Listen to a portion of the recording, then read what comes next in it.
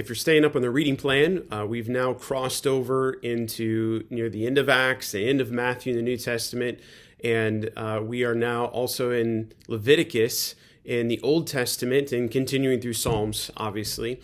But the first question we have today comes from Leviticus in a way and somewhat from Exodus still. And it has to do with all the regulations and stipulations and commands that are given by God in the book of Leviticus and how they compare to the Ten Commandments. So the question is, why is there so much emphasis placed on the Ten Commandments when there are all these other commands that are then given by God throughout Leviticus and much of the rest of the first 5 books of Moses called the Pentateuch? The simple answer is those 10 statements, which is literally what it's called in the Hebrew. It's the 10 words or the 10 statements, which is why it's often called the Decalogue in other places. Deca meaning 10, log or logos in the Greek, and LXX meaning words, so the 10 words. These 10 words were given to us, or 10 statements given to us by God himself on those tablets of stone, if you remember, to Moses on Mount Sinai. And then the way Leviticus relates to it is Leviticus actually gives a description of how those 10 commandments are to be lived out and what happens when you do not obey those 10 commandments. And so if you do not honor your father and mother, there is a penalty. And Leviticus says death. If you do not worship the Lord your God only, he is the one God who is worthy of worship, and he's jealous for his worship, as the first and second commandments tell us, then there are penalties, and often it is death as well. And so Leviticus is kind of the rule book, as it were, for how to live out the 10 commandments for the Israelites in their covenantal context. The second question also has to do with that word covenant, and it comes from the unusual phrase we read in Leviticus 2, verse 13. It says, "You shall season all your grain offerings with salt. You shall not let the salt of the covenant with your God be missing from your grain offering. With all your offerings, you shall offer salt." At other places in the Old Testament, we read for example, covenant of salt in Numbers 18:19. We also read of God's covenant with David and his sons being a covenant of salt in 2 Chronicles 13:5.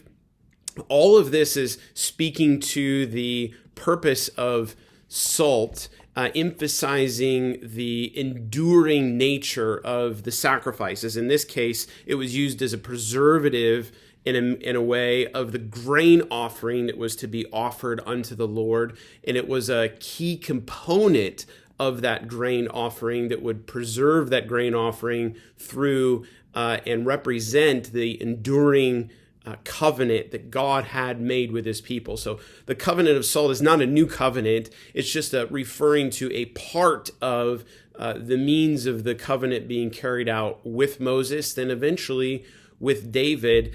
And while I didn't take time to research it or look into it that much, I think there may be a connection then, at least with the usage of salt in the Old Testament as a preservative and emphasizing the enduring nature of the covenant, with God's people in the New Testament being referred to as salt and light in the Sermon on the Mount by Jesus. So possibly a connection there. It's interesting to consider.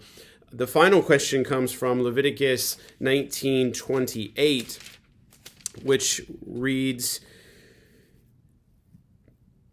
"You shall not make any cuts on your body for the dead or tattoo yourselves. I am the Lord." This is in a list of all these different statutes that the Lord gives, like do not eat any flesh with the blood in it. You shall not interpret omens or tell fortunes. You shall not round off the hair on your temples or mar the edges of your beard, as I did last night when I cut my beard. So the question is it applicable? Is this statement specifically about ink applicable to ink tattoos that people get nowadays? If we apply this to ink tattoos or apply this specific command to us today as it was intended to the Israelites, then there would be a lot of things that we should be doing or not doing that we aren't doing or are doing. And so the answer simply is no, it does not apply to ink tattoos that people get today. However, we must remember that our bodies are the temple of the Lord, and our bodies are created in the image of God. And so we ought to be careful to not defame the temple, the physical body of the Lord that the Lord purchased through the blood of his own Son. Not just our spiritual aspect, but our physical aspect as well. Our physical bodies will be raised unto eternal life as we are transformed from one form of glory to another eternal form of glory at the great resurrection. And so while this does not specifically apply to tattoos, ink tattoos today, we just ought to be careful and recognize that whatever we do, we don't want to defame the temple. We may be able to get an ink tattoo and not defame the temple, just like women might get their ears pierced, or we might trim our beards, men, or cut our hair in a certain way. It's not defaming to the temple of our bodies.